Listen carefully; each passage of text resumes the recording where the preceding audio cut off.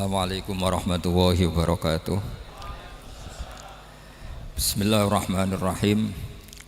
Allahumma salli wa sallim ala sayyidina maulana Muhammadin wa ala alihi wa sahbihi asma'in nama ba'du. Yang sangat kula hormati ini wonten Habib Soleh bin Ali bin Hasan Al-Attas, Habib Ahmad sedanten para keluarga. Monggo sareng-sareng maos Fatihah khususipun kangge Habib Ali Syarifah Syifa sedanten keluarga. Al-Fatihah.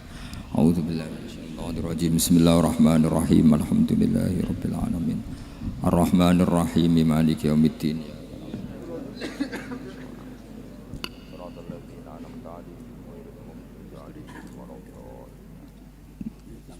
Niki ngaji pinten 20 menit. Kira-kira 20 menit. Bismillahirrahmanirrahim. Ini saya niat ngaji tentang yang populer mawon ya, tapi dimaknani secara detail ngangge tradisi ini ulama. Idza matabnu adama in qata amaluhu illa min salasin shadaqatin jariyatin aw ilmin yuntafa'u bihi aw waladin sholihin yatullah. Kula maknani sing ketiga mawon, awaladin sholihin yatullah. Terus walad niku maknane anak. Anak niku saged anak nasab. Kados Habib Umar bin Nisbat Habib Soleh bin Nisbat Habib Ali namanya anak nasab. Lalu sing paling penting dari status anak niku soleh. Soleh niku status perilaku.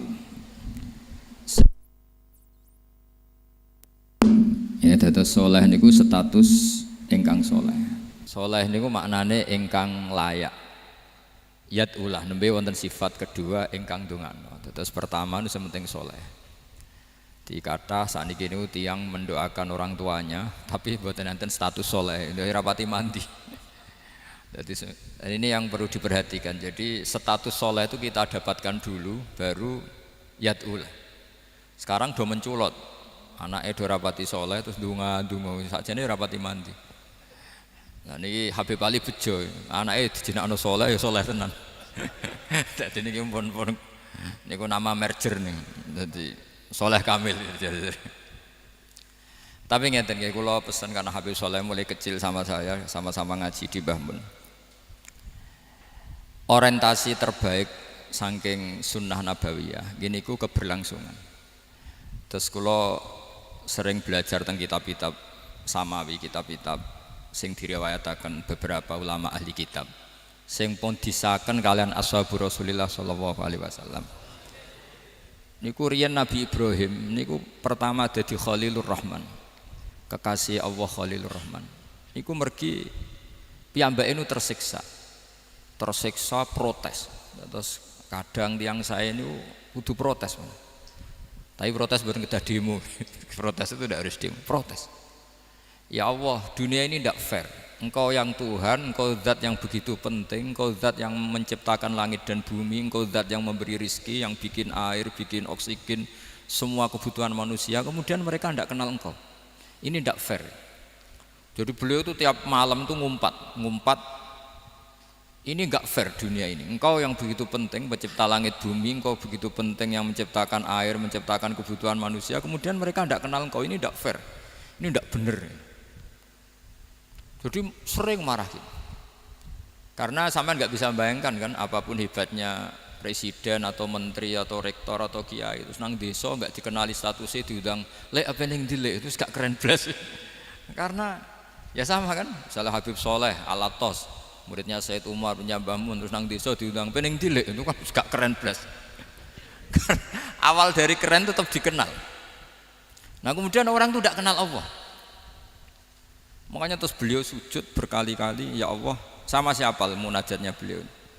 Innahu la yahzununi alla ara ahadan fil ardi ya'buduka ghairi. Jadi cara Kiai Sarang namanya innahu sak temene kelakuan la yahzunu, yektene nyusano ni ing ingsun, nyusano banget karena pakai lam taukid. Innahu sak temene kelakuan la yahzun, yektene nyusano banget ni ing ingsun. Apa sing nyusano an? Apa sedene kelakuan la ora ningali ingsun fil ardi ing dalam bumi.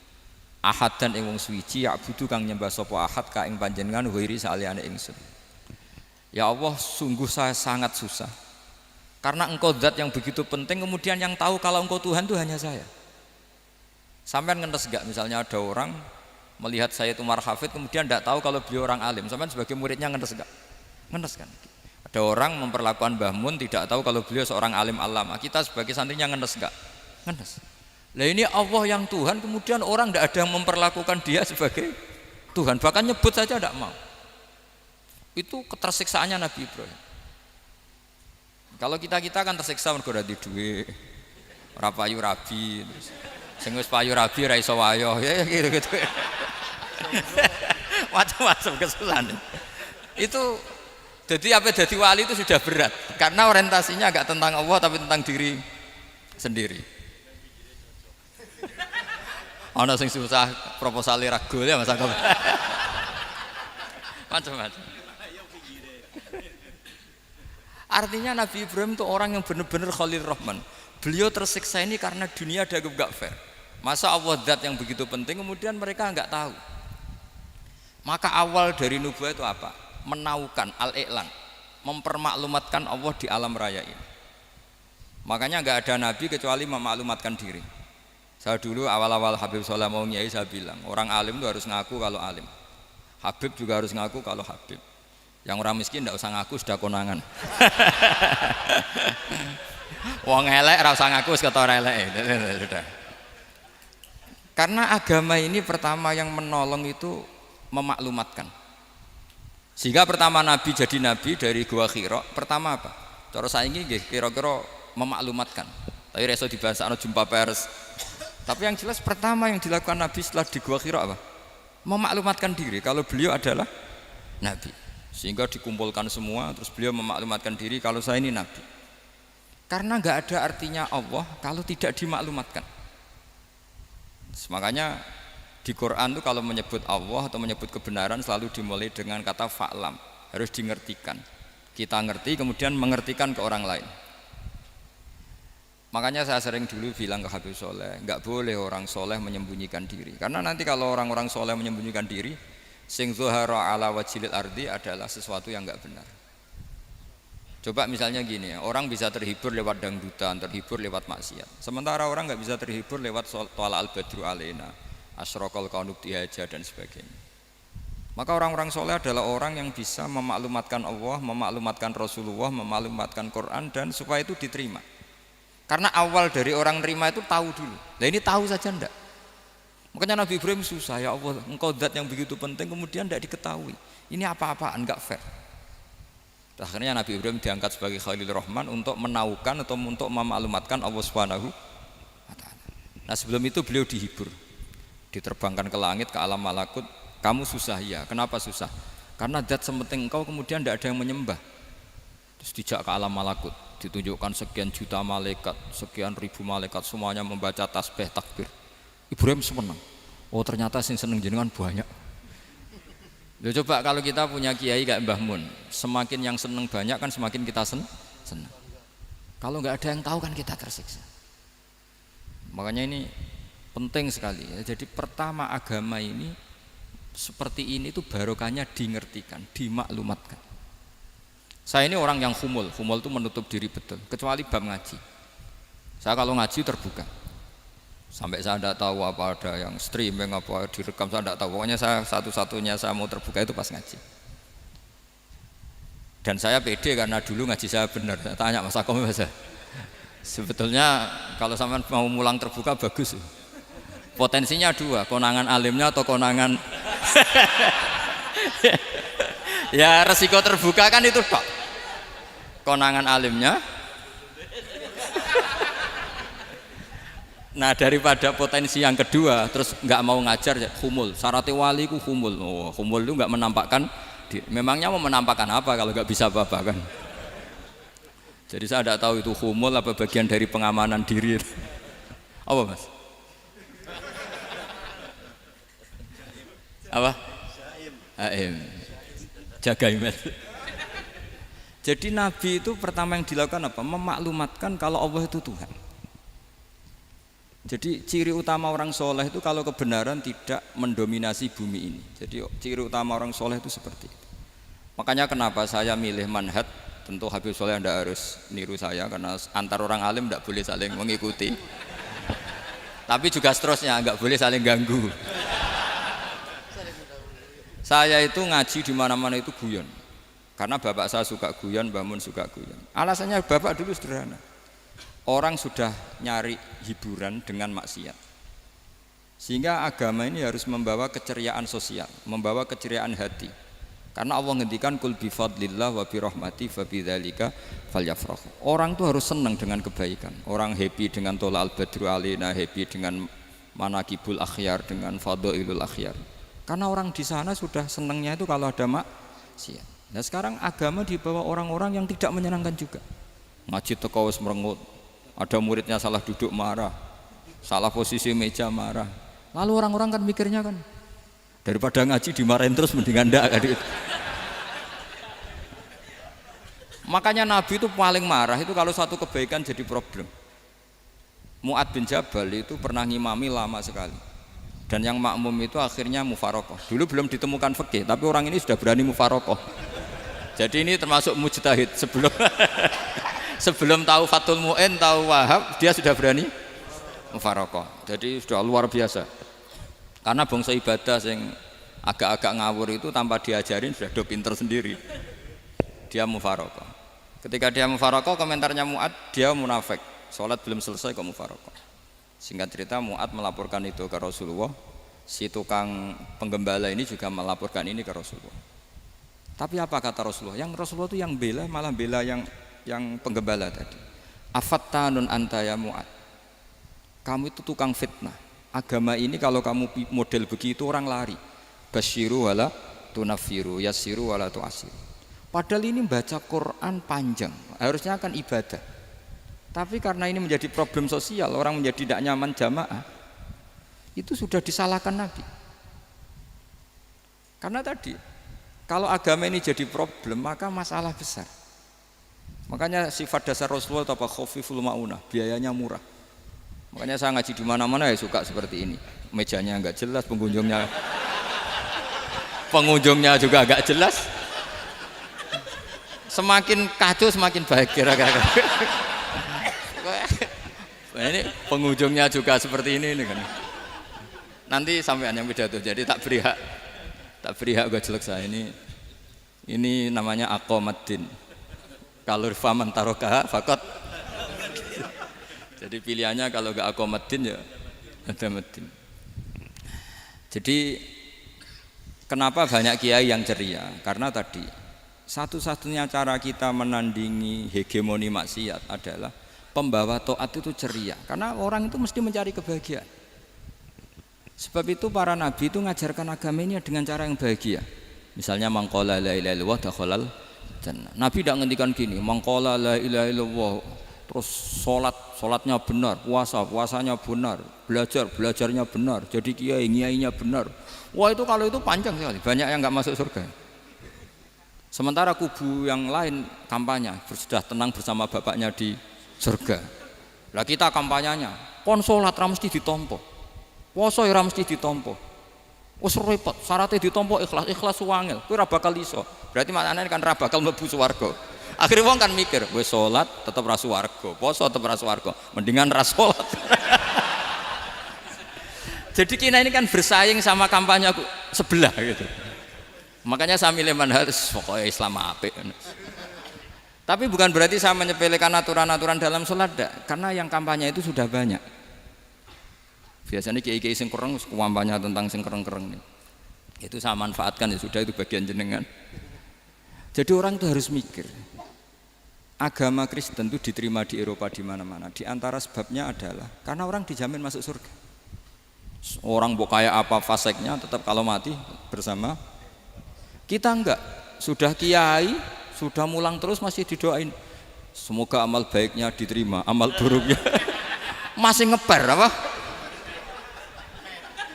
Dan itu santri saya nanti kalau ziarah saya tuh ya Allah ampuni Gus Bah ampuni. Itu kan ngenyek orang itu maksudnya. Maksudnya bukan, makanya saya pernah ketemu orang yang berfaham Wahabi. Dia nuduh kalau orang doa ke mayit itu minta sama mayit. Saya bilang, saya saja yang jadi mayitnya enggak siap. Kok bisa? doanya itu doa ngeper. Masa sama gurunya bilang gini, Allahumma in kana muhsinan fazid fi ihsani wa in kana musian. Masa gurunya ditaklek. Jadi dia tidak yakin betul kalau gurunya muhsin. Masih ditaklek, jika guru saya baik maka gini ya Allah, jika guru saya buruk maka gini. Loh saya tuh gak pernah doain Mbah Mun gitu, tak anggap gak sopan.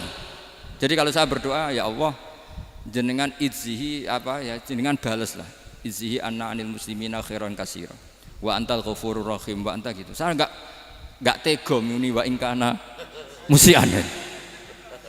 Jadi kayak ada sopan ya. Loh kalau aku yang mati saya bilang gitu. Tak balik malah.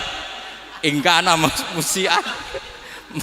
Malah ada terusannya bahwa kadalik. Jadi makanya mereka kan sering pakai dalil. Andai kan tradisi itu benar, maka yang paling pertama melakukan itu sahabat. Selalu mereka berargumentasi, kalau itu tradisi yang benar, maka pertama yang melakukan itu sahabat. Ya gak mungkin sahabat masa bilang ke Nabi ingkana. Bisa kafir berat kan? Masa kesolehannya? Loh andai kan Abdul Qadir wafat di mana ini ngomong ini? Beduk. Saya tidak akan berdoa seperti itu. Oh bisa marah Abdul Qadir Jailani. Masa kesalahan beliau di ingkana musinan sama ingkana musian. Jadi orang tuh harus mikir. Jadi saya dengan bukan berarti Gus Bak bid'ah menciptakan doa baru. Ini bukan urusan menciptakan. Orang yang punya sopan spontan seperti itu. Ini bukan urusan modifikasi doa enggak. Makanya kenapa para nabi itu tidak disolati dengan cara seperti itu, langsung assalamualaikum ya Rasul. Assalamualaikum ya Abu Bakrin, assalamualaikum ya Umar. Enggak mungkin kita mengatakan ya Abu Bakrin, ya Allah ingkana. Masa Abu Bakar diingkana? Kalau dia bukan kalau beliau ashabu Rasulillah pasti orang Sayyid itu dzurriyyatu Rasulillah pasti al-tahirin al-mutahharin. Guru-guru kita ini guru-guru kita. Jadi tolong doa itu. Nah, kalau terpaksa doa wa in kana musian, anggap saja hafalnya hanya itu, tapi jangan dijiwai apa? Jangan apa? Dijiwai. Kalau ditanya, "Lho Gus ini orang soleh kok doanya wa in kana musian?" Itu kan guru jenengan. Apalku ikut tok. Tapi ora usah dimaknani, apa? Karena sekali dimaknani nanti kan.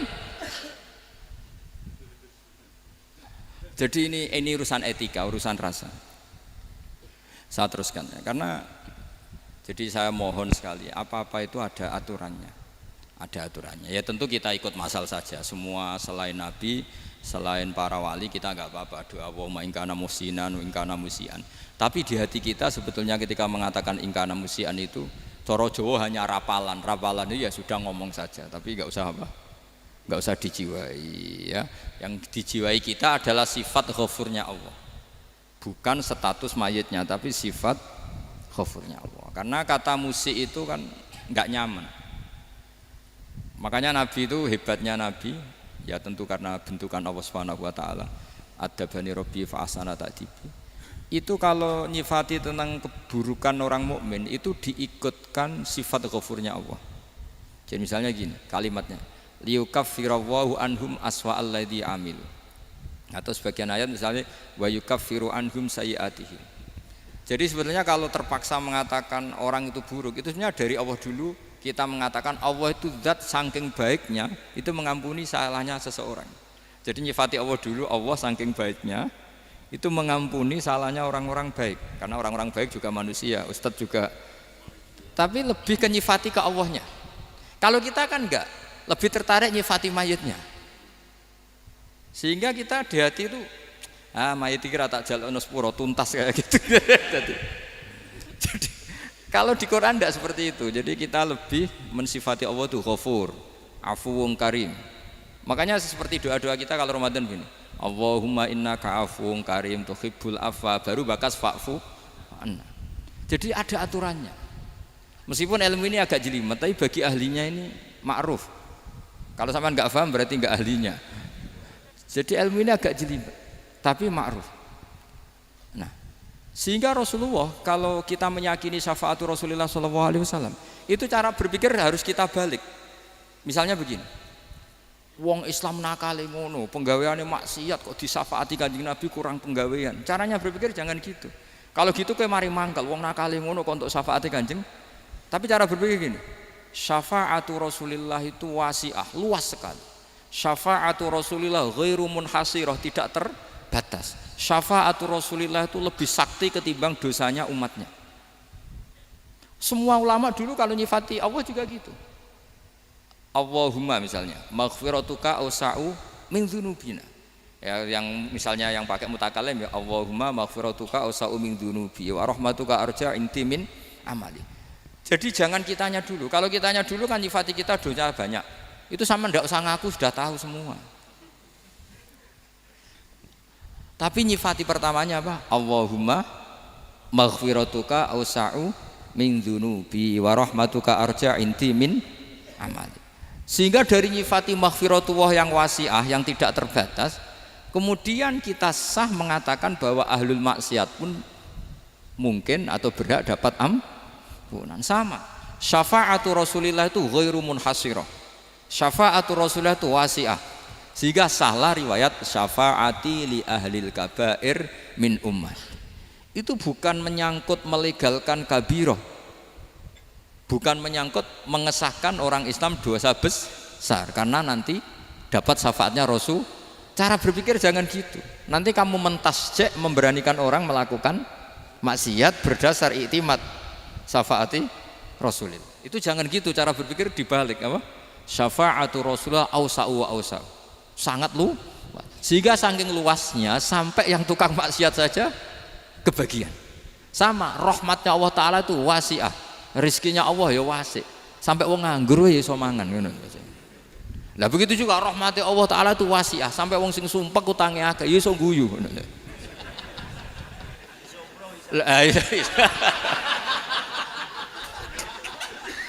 Tapi kalau dibalik, misalnya saya diprotes kiai, saya pernah juga diprotes. Gus, umat kok mbok latih guyu, padahal mereka maksiate akeh, hutange akeh, gini-gini.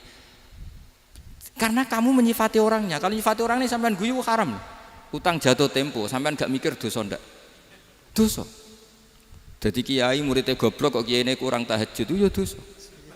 Jadi kiai kok muridnya goblok tenang wae. Sementing untuk sowanan itu amatir ya kena. Mestinya cara berpikir dibalik. Rahmatullah wasi'ah, rizquhu ya wasi', fadluhu wasi'. Sampai wong sumpek wae iso guyu. Sehingga kita ini sudah objek. Loh, kita ini tidak subjek, di alam raya ini kita tidak subjek tapi apa? Objek. Makanya saya berkali-kali mengatakan, mbok kayak apa sumpeknya kita, tetap wong iso guyu. Karena apa? Allah mensifati dirinya wa annahu wa adhaka wa abka. Allah itu adhaka, zat yang memberi orang iso guyu. Wa abka lan zat sing maringi wong iso nangis. Karena sifatnya Allah Ta'ala pasti nafidah, sifatnya Allah Ta'ala pasti terjadi. Dan kita objek. Makanya wong sumpek utange akeh, bojo ora percaya, tangga ora percaya, nak guyu banter-banter. Karena Allah ku adhaka, zat sing maringi guyu. Wa abka, sudah presiden, sudah gubernur, sudah menteri. Nak Allah kepengin nangis no yo nangis. Coba ngeluhnya apa kalau misalnya jenengan seorang mantan presiden atau mantan gubernur. Kadang anaknya calonan RT mbok menang bondak. Ngeluhnya apa orang alim, misalnya alim alama, anaknya mau jadi jurumiyah ra iso. Susah. Kaya raya anaknya jadi pasien, susah. Allah punya cara untuk abegah, untuk bikin orang nangis. Nah karena kita ini objek, pasti sesumpek apapun orang yang bisa tertawa ya bisa nangis. Makanya banyak ulama yang enggak terlalu serius mikir agama ini, bukan karena dablek enggak, karena Allah mensifati dirinya Al-Hadi, yang memberi petunjuk. Kita enggak ditunggoni Kanjeng Nabi, enggak ditunggoni Wali Songo, enggak ditunggoni para Alawin yang dulu, enggak ditunggoni Habib-Habib yang kayak Said Abdul Al-Haddad. Tapi karena Allah itu Al-Hadi, yang memberi petunjuk, dan sifatnya Allah Ta'ala la budda wa ayat takuna nafidah. Sifatnya Allah pasti nafidah. Amerika kayak apa liberalnya, sekarang trennya juga banyak yang masuk Islam. Kampung-kampung pedalaman enggak ada kiainya, cukup mudin. Kadang yang membawa agama itu orang yang ke situ mau nyari kayu. Orang di pedalaman Kalimantan, Sulawesi itu pertama itu nyari kayu, tapi bawaan hidayat lama-lama bikin masjid. Saya pernah di Korea, ke sana orang nyari uang, niatnya juga nyari uang, tapi akhirnya tersiksa kalau enggak bikin masjid. Karena apa? Karena Allah itu Al-Hadi, zat yang memberi petunjuk. Maka kamu tidak usah khawatir, agama ini pasti jalan ila yaumil qiyamah, karena Allah Al-Hadi. Sama, mbok kamu umat mbok weden-wedeni kowe ku amalan ora mesti ditampa. Nek ora ditampa mlebu neraka. Ngono mulai ngaji ya tenang ae. Tenang, santai. Bahkan kadang bilang gini, Pak Yai tadi gak bener. Masa ngecap orang mlebu neraka. Kita yang masyarakatnya gak tahu pintunya. Pak kayaknya tahu pintunya. Karena orang itu punya cara. Loh ya betul. Orang Bedui itu kalau ngaji sama Nabi itu lebih unik timbang yang soleh, timbang yang pinter. Sehingga banyak ilmu itu ditemukan dari orang Bedui. Karena cara berpikir itu aneh. Kalau orang soleh, orang waras kan berpikirnya ada aneh, standar. Jadi orang Bedui itu aneh. Pernah suatu saat Rasulullah itu khutbah cerita kiamat. Wah, dahsyatnya kiamat kayak apa? Semua orang diam nangis semua. Orang Bedui enggak, lebih cerdas. Ini Nabi itu aneh. Cerita kiamat kok udah ada tanggalnya ini gimana? Orang nangis semua karena dahsyatnya kiamat kayak gitu. Bumi dihancurkan, wus. Pantas sudah nangis dewi-dewi. Ya ono sing nangis pabrik banyune macam-macam ya. Ini kalau kiamat gimana ini perjalanan air kemasan saya kan orang mikir. Mikir dewe-dewe gitu. Tapi ini enggak. Orang Bedui cara berpikir tuh enggak. Malah ya Rasulullah, mata sa'ah. Engkau itu cerita kiamat tapi enggak jelas tanggalnya. Kalau cerita kiamat ya harus jelas dong kapannya. Jadi unik. Jadi cara berpikir sahabat kaget semua loh. Kaget. Karena enggak kepikiran. Nabi a'radu anhu, a'radu itu mengabaikan. Banyak sahabat yang menganalisis lam yasma'kan. Nabi memang enggak dengar sehingga mengabaikan. Ada yang analisis lagi sami'a wa kariha. Sebenarnya Nabi dengar itu enggak berkenan karena tengah-tengahnya khutbah kok tanya. Tapi si Arabi ini cerdas. Masuk akal kan? Misalnya mau pilihan presiden, orang mesti tanya kapan kan gitu. Ya kan? Mau ganti presiden atau ganti bupati, takarannya orang kan kapan? Kayak Mas Akom jadi wali ndak? Pertanyaannya kan kapan? Kalau jatuhnya kan sudah ya. Sehingga tanya, mata sa'ah ya Rasulullah. Lama-lama Nabi diangen-angen, bener juga orang ini. Saya cerita kiamat kok gak jelas kapannya. Ini Nabi menjawab. Tapi karena Nabi orang-orang yang sangat pinter, tanya balik. Ma'atat talaha. Lalu kalau kamu berani tanya kiamat kapan, saya tanya balik. Ya persiapan kamu apa? Jawabnya santai saja. Fa wallah ma'atatulaha kabira sholatin wala siyamin walakinni uhibbuka ya Rasulullah. Saya enggak menyediakan apa-apa, sholat saya biasa aja, maksudnya standar. Ya kira-kira 5 waktu pas. Ya jenis saya lah kira-kira gitu. Wala kabira siyamin, dan saya puasa ya standar saja pas. Walakinni uhibbuka ya Rasulullah. Tetapi saya mencintai engkau ya Rasulullah. Jawabannya Nabi apa? Almar'u ma'aman ahabba. Sebagian riwayat anta ma'aman ahbabta. Jadi hadis itu populer tuh barokahnya wong desa tadi. Andai kan dia punya etika, maka sowan dulu tanya 4 mata. Itu jadi hadis ahadi. Tapi barokahnya dia selonong di depan umum. Zaman Nabi khutbah itu jadi hadis mutawatir. Jadi kadang barang baik itu barokahnya orang yang enggak baik. Maksudnya su'ul adab. Tanya gitu kan su'ul. Tapi itu barokah. Akhirnya hadis itu mutawatir karena didengar ribuan sahabat yang mendengarkan khutbahnya Rasulullah. Tapi kalau hadis itu satu-satu kan khassani bidzalika Rasulullah, khassani bidzalika Rasul, itu nanti jadi hadis ahadi yang kualitasnya jauh di bawah hadis mutawatir. Jadi barokahnya orang su'ul adab itu ya ada. Karena Allah yang mendesain ini.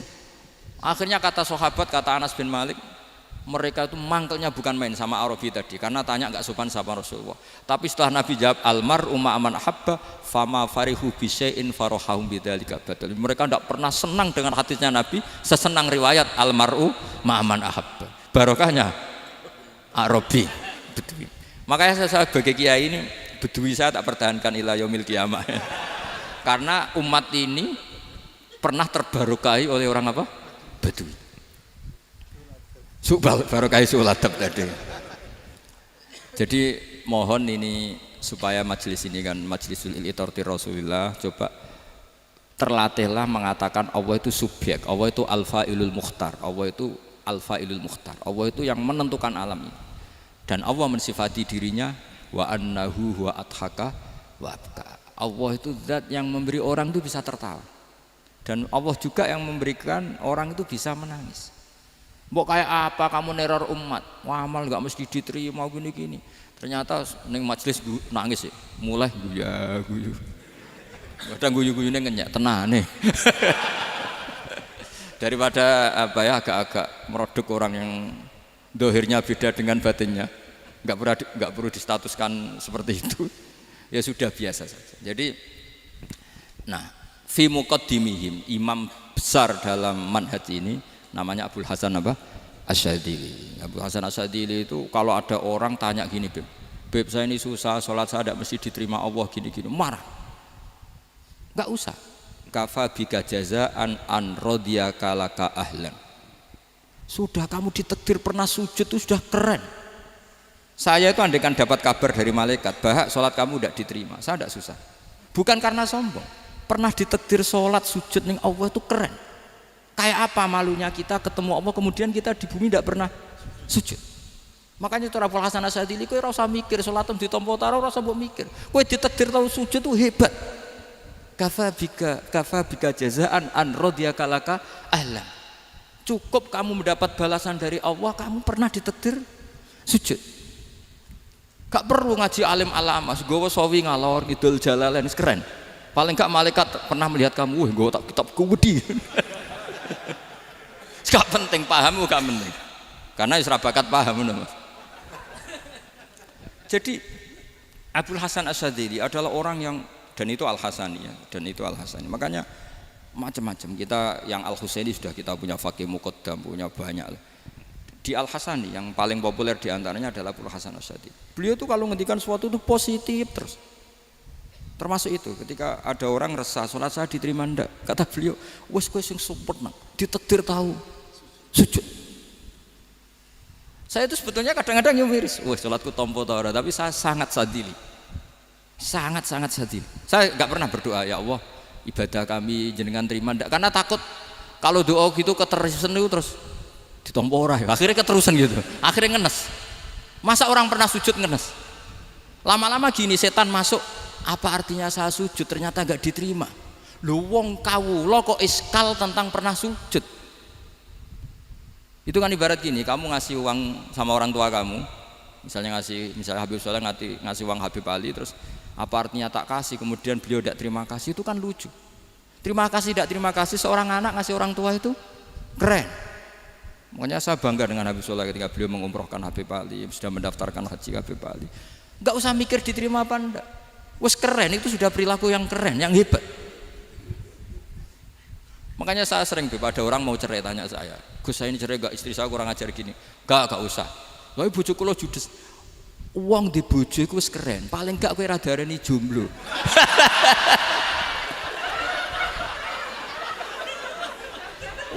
Diarani duda ora enak. Wis luwe sabar ndi diarani duda mek diarani bojo judes. Enak bojo judes cek gagah. Di bojo lah. Oh iki. Provokator itu. Jadi kafabika jazaan an radiyaka laka ahlan. Sudah ditakdir pernah sujud itu sudah keren. Dulu ulama ala hadan nampak. Ulama dulu cara berpikir seperti itu. Makanya ulama dulu kalau nafsiri wasjud waqtarib sudah pernah sujud. Di Quran enggak pernah ada ayat wasjud lan sujudo sira ingkana kada wa kada ing kunta mutayakinan biqabuli sujudi. Kan ada sujud ya sujud saja, enggak usah mikir makbul apa enggak makbul. Sudah kalau sujud pasti waqtarib. Terus saya sebenarnya ya sebagai orang ya kadang wedi, salatku ditampa ta ora. Tapi kalau keterusan nanti ada was-was yang mengatakan opo artine sholat. Lu tuh kan ngeri seorang hamba sing uripe ning bumine Allah kemudian menyoal pernah sholat hanya karena takut gak diterima. Itu kan geblek banget. Nah, saya jenis kiai yang di partai itu. Saya enggak tahu kalau keneng dikom. di umat masa kamu gak ono kerene blas. Jadi nah nanti kalau misalnya ada manhajnya Habib Soleh yang tidak seperti itu tidak apa-apa, mungkin supaya orang nggak takabur, nggak fakhr, sehingga makanya mulai dulu lama itu ya partainya kalau nggak rojak ya khauf. Nah saya ini yang jelas terang-terangan ikut partai rojak saja, apa? Partai rojak, karena banyak yang sudah di partai khauf. Tapi saya rojak yang bil ilmi tadi. Makanya Sayyidina Umar radhiyallahu anhu itu yang namanya sama sujud. Saya itu punya kitab, Habib Soleh pernah tak tunjukin tulisan tangan saya. Muji-muji sujud. Sayyidina Umar ketika ditusuk seorang gila itu Majusi ya. Abu Lu'lu' terkenalnya itu Hulamul Mughirah terkenalnya itu. Ditusuk, dia sahabat, beliau sahabat wali. Jadi nusuk Umar itu kayak apa? Nusuk Mas Akom aja dosa besar, apalagi nusuk Umar. Itu ketika ditusuk, dia itu ya punya dendam, namanya manusia itu punya dendam. Artinya namanya orang kan mangkel sama yang nusuk. Kalau orang mangkel itu inginnya kan yang nusuk itu masuk neraka. Tapi apa kata Umar? Ngendikan gini, tanya pertama, yang nusuk saya siapa? Orang Majusi. Orang Majusi, Hulamul Mughirah. Alhamdulillah alladzi lam yaj'al maniyati biyadi rajulin lam yasjud laka sajdatan yuhaju biha indaka yaumal qiyamah. Saya itu senang Gusti, yang nusuk saya orang yang enggak pernah sujud sama jenengan. Jika kalau saya dendam supaya dia masuk neraka, saya nggak takut orang itu nuntut sama saya. Tapi kalau dia pernah sujud, pernah sholat, kemudian dia masuk neraka karena nusuk saya, kemudian dia berargumentasi, saya pernah sujud ya Allah, kenapa engkau masukkan neraka? Saya tidak berani jawab ya Allah. Saking hormatnya sama yang namanya sujud. Jadi kamane dendamnya kesampaian, cara Jawa ya. Dendam dengan tanda kutip ya, tidak makna semestinya. Jadi mangkel mbek sing nusuk, nak mlebu neraka pantes, wong ora tau sujud wae Gusti gitu. Tapi kalau pernah sujud, kemudian dia masuk neraka karena saya, bisa yuhajuni biha yaumal qiyamah.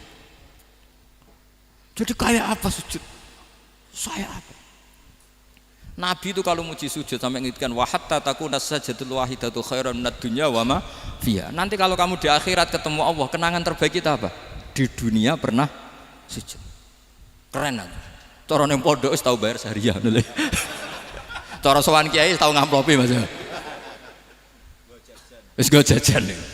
Nah tapi kadang syaitan itu masuk tadi. Apa artinya sujud gak mesti ditompo, apa artinya sowan Habib ngaturi ra mesti ditompo, ngaturi kiai. Akhirnya ada ketakutan. Nah kalau ketakutan ini berlebihan lama-lama, ma faidatus sujud. Wah itu sudah buruk sekali, wong hamba kok tanya ma faidatus sujud. Nah ini di pentingnya mazhab-mazhab Syadzili. Jadi saya ngaji agak-agak uraan itu amdan. Kalau ini watak sudah bukan. Jadi uraan itu ada dua, ada yang amdan bismil ilm, ilmunya banyak terus milih manhaj. Insya Allah saya partai itu. Ada yang uraan bakat Mas. Ada ya? Ada apa banyak? Nah sebetulnya khauf juga gitu Bim. Ada khauf itu karena ilm. Ada Habib alim alama atau kiai alim alama, dia tahu masyarakat kalau ngikuti Gus Bak nanti jadi fakhr, kurang tawaduk, terus dia milih partai khauf. Lah yang buruk itu ada kiai yang milih khauf pancen dari awalnya sati cilik ya. Jenisnya wis sati. Jadi sebenarnya dia tidak cukup ilmunya nerangkan khauf, cuma jenisnya wis sati cilik. Wong ning omah iku lawang dikunci ono gludak-gludak, ono hantu putih. Jadi ya sama, yang bawa rojak bisa bawaan dablek, yang bawa khauf bisa saja bawaan ati cilik. Nah kita ingin yang bawa rojak ya bismil ilm, yang bawa khauf juga bismil ilm. Ya ono teh Mas, wong sing ati gede, pegawene dua blek, tapi enggak bawaan rojak, memang bawaan dablek. Ada yang ati cilik tapi bawaan khauf. Jadi mengatakan khauf tapi sebetulnya bawaan ati cilik. Nah kita inginnya ndak, kalau rojak ya bismillah kayak Abdul Hasan Asyadzili, kalau yang kampanye khauf kayak Sayyid Abdul Haddad bawaan apa? Ilm.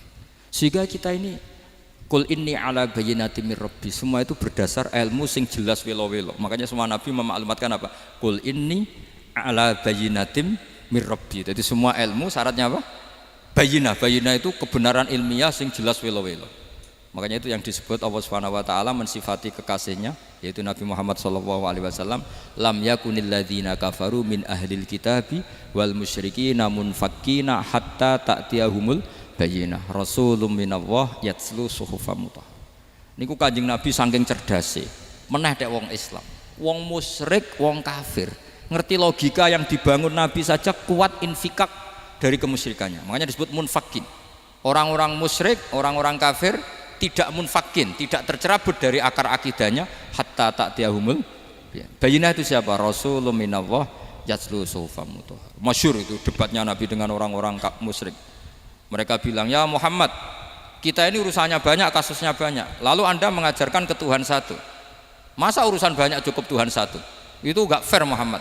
Aja'alal alihata ilaha wahida inna hadza la syai'un ujab." Urusan kita banyak, masyakil kita banyak, muskilah kita banyak. Kalau Tuhannya satu enggak cukup Muhammad. Nabi dengan santainya memberi penjelasan. Ya sudah gini saja. Kalau kamu jadi budak atau pembantu, majikan kamu banyak. Semuanya merintahkan kamu, semuanya bikin aturan untuk kamu. Kamu suka enggak? Ya enggak suka Muhammad. Kalau majikan kita banyak repot. Ya sudah, Tuhan kamu itu majikan kamu. Kalau banyak perintahnya beda-beda kamu pusing. Ya udah Mat, Tuhannya satu aja Mat. Karena Nabi bayyinah, orang itu bisa dibalik-balik pikirannya. Dan makanya disebut daraballahu mathalan rajulan fihi syuraka'u mutasyakisuna wa rajulan salamal lirajul hal yastawiyani masalah alhamdulillah. Jadi Nabi itu kalau adu argumentasi itu luar biasa. Jadi segampang itu Nabi memberi apa? Argumentasi. Karena beliau adalah al-hujjatul balighah. Jadi Nabi itu enggak pernah kalah. Pernah Nabi debat sama orang Yahudi. Muhammad, saya ini turunan Ibrahim. Kita ini Israel ya. Kita tahu Israel adalah turunan Nabi. Israel nama lain dari Yakub. Yakub bin Ishak bin Ibrahim. Padahal Yakub ini punya anak namanya Yahuda. Makanya Yahuda bin Yakub bin Ishak bin. Kita ini yang mirip Ibrahim, bukan kamu. Tapi orang Yahudi itu nggak hafal nasabnya, sehingga mereka bilang kita ini saking baiknya Ibrahim saja pengikut kita. Terus digojlok oleh Nabi. Ibrahim itu buyute Yahuda. Makanya digojlok, ha antum ha ulai hajatum fi malakum bi ilm falimatu hajuna fi ma laysa lakum bi ilm. Kita adu debat ini sudah ilmiah. Kenapa kamu menjadi tidak ilmiah? Kenapa Muhammad? Terus Allah menurunkan wa ma unzilatit Taurat wal Injilu illa min ba'di afala ta'qilun. Artinya gini, kalau Ibrahim dikatakan Ibrahim Yahudiyah, itu sama dengan saya berkali-kali podo karo sampean misalnya ngendikan Mbah Zubair itu pengagumnya Gus Roji misalnya. Padahal Gus Roji bin Ubab bin Maimun bin Zubair. Misalnya Gus Roji bin Kiai Haji Ubab bin Kiai Haji Maimun bin Kiai Haji Zubair. Nah Ibrahim itu kan Yahuda bin Yakub bin Ishak bin Ibrahim. Terus mereka bilang Ibrahim itu pengikut Yahudi. Itu kan kebalik-balik. Kayak Habib Hasan itu pengagum Habib Soleh. Kan Habib Hasan rohnya ini gimana ini sih mbahnya kok dianggap. Nah sehingga orang Yahudi ketika Nabi berdebat beda dengan Nabi Muhammad SAW. Ketika ditanya kenapa kamu yakin agama tauhid millata abi, karena ini agama nenek moyang saya, millata abikum apa?